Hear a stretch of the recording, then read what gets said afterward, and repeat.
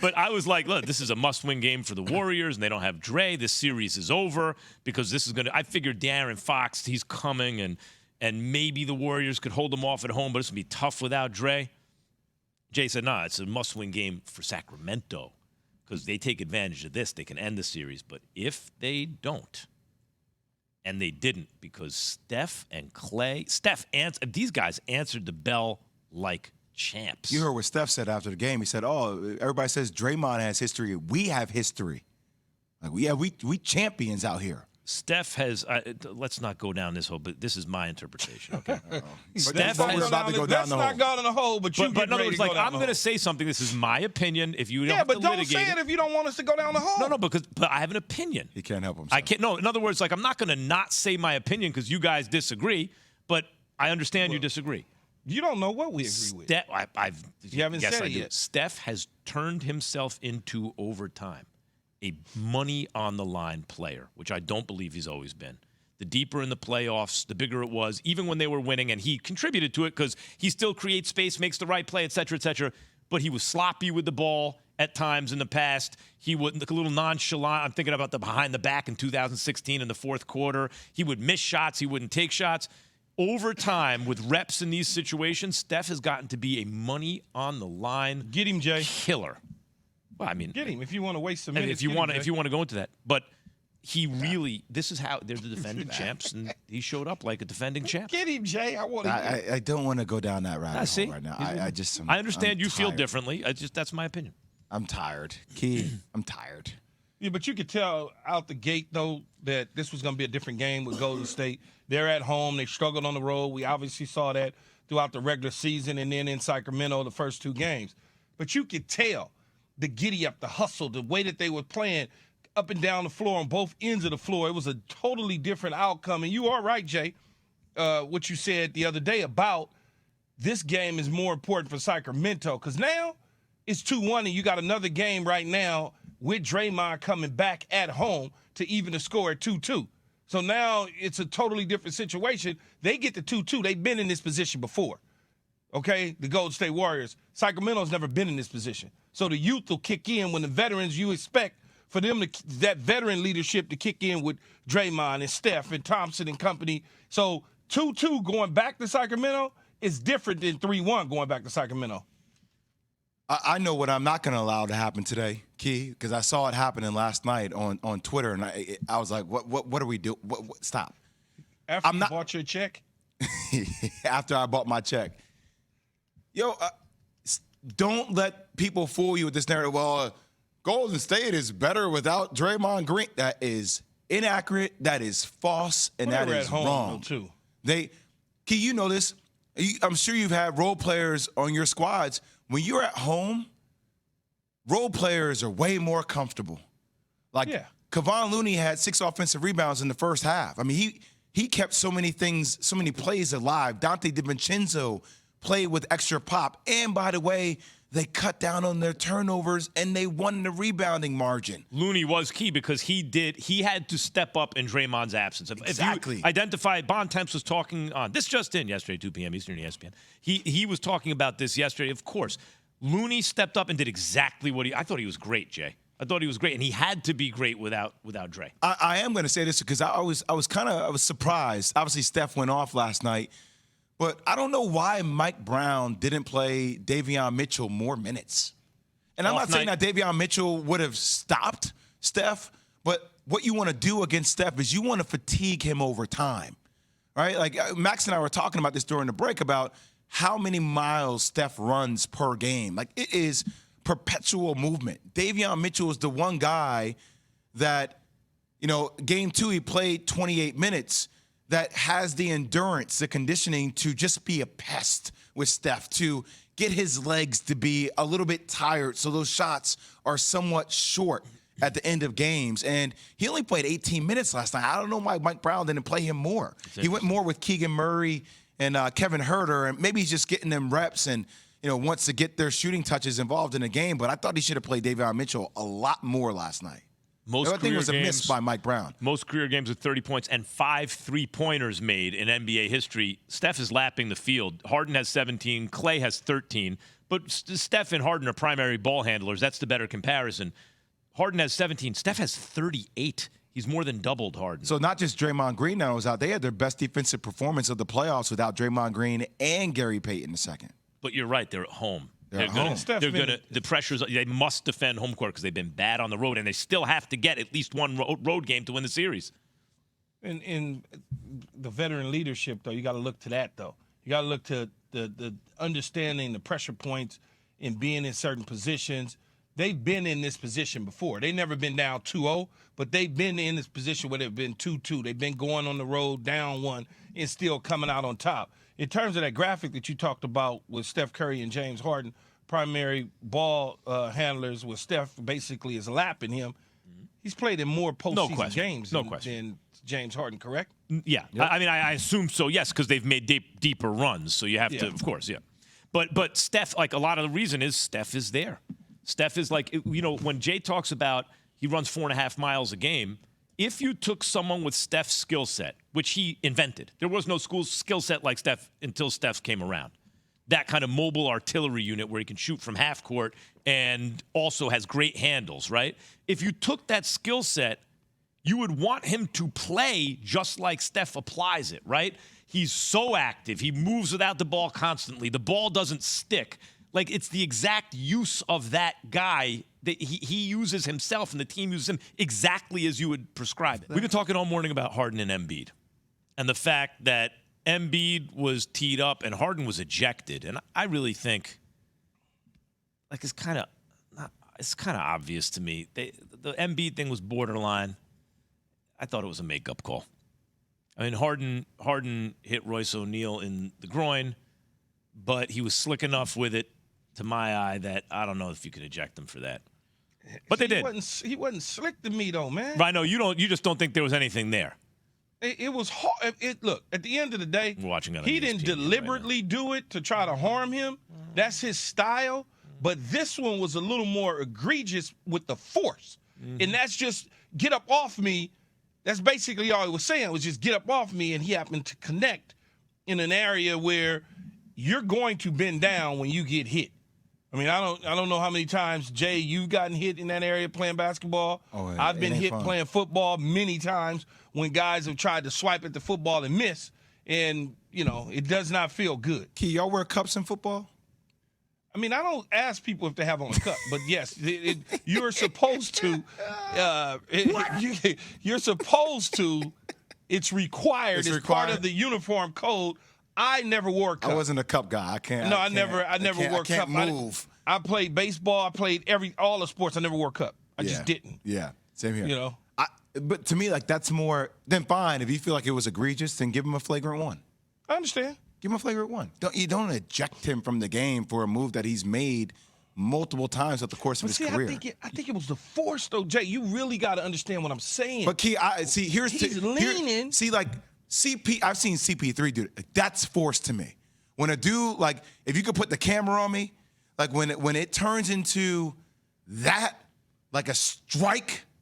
I've seen guys strike. Okay, that's a little extra on the end of it. That looked like a strike to me, though, from James. It just looks to like me a too, strike. Key. I have to admit, Jay, that's why I say I think like he was slick with it. A close fist strike? Because he didn't do this with his hand. He didn't flick his wrist, but he kept it bent. But flick of the wrist. But he brought it out. But with Jay, force. so look, when I got the ball and I'm dribbling, I'm gonna always use this arm as an arm bar, right? For my balance or whatever the case may be. And if I want to move you, I'm gonna move you. I'm not gonna rear up. You're not gonna whip it. No, I'm not gonna do that. You want to hear what Harden had to say about it after the game? Absolutely, I want to hear what Harden says. Here's James Harden, 76ers guard, after the game. Unacceptable. Like, unacceptable, flagrant too. Like, the first time I've been ejected, I'm not labeled as a dirty player. You know what I mean? I didn't hit him in a private area. Somebody's draped on you like that defensively. It's just a natural basketball reaction. And I didn't hit him hard enough for him to fall down like that. But for a flagrant two, it's unacceptable. Like, this is a playoff game. You've seen around the league things that are much more worse than what that play was. Honestly, I don't even think it was a foul on me. But that's unacceptable. That can't happen, bro. I agree with Harden about it's a playoff game. there's no previous anything, and then just like that, they take the second best player on the team out of the game. See, man, they keep showing the video. I love James Harden, though. I get it. It's plays around the league that Jay, and you know this, playing and been around and covering it, more egregious. There's no question about it. But you can't tell me right there that he didn't use force. Something on it. Even if he didn't try to use the force, he just. Fine. Does it warrant an ejection? No, sir. Okay. Then cool. So we're on the same page. Like the main point is that it does not warrant an ejection. I have a theory about what happened, by the way. Yeah, but Jay, it does not. But you know how I am. They're looking at the force part of it. That's why they ejected him. If he didn't give any force like that and didn't hit him in that spot, I don't think he gets ejected. I thought the Joel Embiid play was officiated the way I would have called it. I thought it was going to be a flagrant one. I think you could certainly see that what Joel was trying to do there, but ultimately I didn't think he really caught Nick Claxton very much on the play. They have a history going back to January. They got into it back then. Obviously, Claxton was trying to get him to do something. He did. But I thought that was fine. I was blown away by the James Harden ejection. Was it a makeup call? Did they feel like maybe Embiid got away with one and they got to make it up now? I mean, look, I thought it was going to be a common foul. I didn't think it was going to even be a flagrant one. I was literally stunned when it was a flagrant 2, and everybody on press row had the same reaction. Like nobody was expecting that. So why do you think they did that, though, Tim? I mean, look, Monty McCutcheon came on immediately after and said he hit him in the groin. Tony Brothers said it in the pool report after the game. I don't know if – I mean, I guess I didn't think he did at first. I mean, I guess maybe that's what happened. Maybe they were trying to rein things in because it was a pretty intense physical game both ways. The big picture thing is the Sixers are hoping to have a long playoff run. James Harden now has 2 flagrant foul points. That could end up coming back to cost them later. Ooh, that's a good point. Because if you have 4, you lose a game.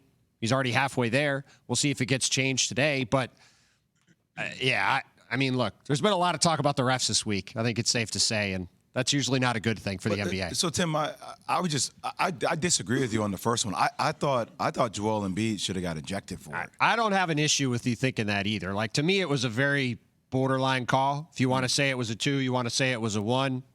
Like, if they'd come back and said Joel's ejected for that, I don't think anybody would have been stunned. Yeah. But I was stunned by the Harden one. Yeah, I was stunned by the Harden one, too. I guess what I was hot about is I just want there to be consistency, right? Because, and I know we've been talking about this for a while, but 2 days ago, we had one guy who was the agitator in Domantas Sabonis. Right. And then we had the reactor, right? Yep. So I look at, and then I make that and I translate it to this and I make it applicable. I say, okay, well, we have the agitator in Nick Claxton, and then we have the reactor in Joel Embiid who reacted that way, but didn't seem like the kick. Like all of a sudden, I was like, oh, that's just I would say the difference between this play and the Draymond play is Draymond did like a WWE stomp on Domantas Sabonis, right? And like whether he could have landed somewhere else or didn't, it was a pretty demonstrative thing that he did. It wasn't demonstrative with Joel Embiid. He tried to kick him in the family jewels. I understand, but my point is Joel Embiid didn't really connect, whereas Draymond literally launched off the guy's chest. So if Nick Claxton had acted as if Joel Embiid had connected. Well, I mean, Nick Claxton did act like, I mean, you can see right there, like he went down like a ton of bricks. I mean, I would have rolled over. I would have started crying. I would have been holding it. Look at that. I think he hit him in the back of the leg. I'm not trying to defend Joel here. I hear Claxton's questionable for Game 4. Look, no, not really. I'm saying that if he had really connected, I think he would have immediately got tossed. I think the fact that he kind of connected and didn't really, and Claxton did a good job of selling it, made it a 1. Jay, they were so on the fence about it that I think is part of the reason they tossed. It's hard. Look, it's hard to argue that as like the idea that it was a makeup call. And look, to your point about selling it, the NBA now has an issue where guys, and you guys both watch these games, you know this, because they go to the review and look for these flagrant fouls, right? There's this massive incentive to sell every time there's contact and try to get a flagrant foul. Like I think it was in Game 2, Joel went to the rim, got fouled, looked back to see if the ball went in, and then went down and grabbed at his head. Like the worst. But everybody is doing this because it's like there's a real like you get a flagrant foul, it's 2 shots in the ball.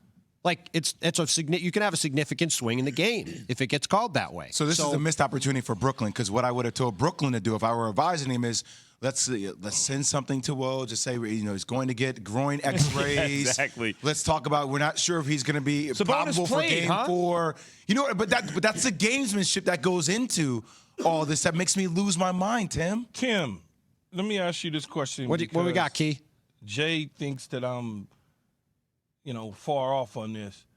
You think the referees factor in past behavior between the 2 incidents, one with Draymond and one with Embiid, although Embiid has 7 technical fouls, but Draymond has such a long history of what people would deem as bad behavior? No, I think if Embiid had connected more solidly with what he did there, I think he gets tossed. I think it's that simple. What's solid, though? Well, if he'd actually landed in his He missed the midsection. bullseye as opposed to Harden who hit the bullseye. Yeah, I think the intent's the same. I think they look. But the effect has an I agree. effect on. I'm not trying to justify. I'm just looking at what they did. With the knee. Listen, I'm not trying to defend Joel Embiid here. I'm just looking at what happened, and I think that's why he stayed in the game. Do you think the refs were affected by the reaction? Like the reaction of how Nick Claxton reacted as opposed to how Sabonis reacted? I mean, Nick Claxton, look, I think it was the same thing either way. I mean, look, again, the Draymond thing, he literally launched himself off the guy's chest. Like, I can understand why he got ejected for that. It was not like anybody went away. Like, nobody was surprised or saying Draymond should not have been ejected from Game 2, right? The issue was the suspension for Game 3. Yeah. Like, I knew he was going to get ejected when they went to the replay for Game 2. Like, there was really no debate about it. He launched himself up in the air. The issue was then the additional penalty last night, but I was glad to see Golden State won because now that's not a factor, and we can just talk about the rest of the series. Boy, did they win. All right, Yates, you're going to give me the slow roll, huh? Well, that's going to be the slow roll for the Hawks, though, because I firmly believe this series is over. I've been trying to tell you all that the whole time. The Celtics are going to continue to put in work. The game's in Atlanta. I'm going to say it because it's the bigger statement other than the game. How long is Trae Young going to be in Atlanta? That's what it comes down to. Y'all want to talk about playoff performances. Let's look at Trae Young's last 11 to 12 playoff performances. Has not been good. And frankly, I think he's a talented young player. They've been through multiple coaches. Now Quinn Snyder's there. I think there's going to be a lot of trade talk, which there's already kind of been speculated before the play-in game against the Miami Heat about whether he will be there moving forward. I think you're going to hear a lot more of that talk in the offseason. Next up, Nuggets at the Timberwolves. Cat, Rudy Gobert. I think it's something that you might see them continue to tinker with. Obviously, I'm going to pick the Nuggets here to win this series. I think it's going to be a sweep. Jamal Murray's been playing really well. I do a lot of local Denver radio. There was talk around, is Jamal Murray a legitimate number 2?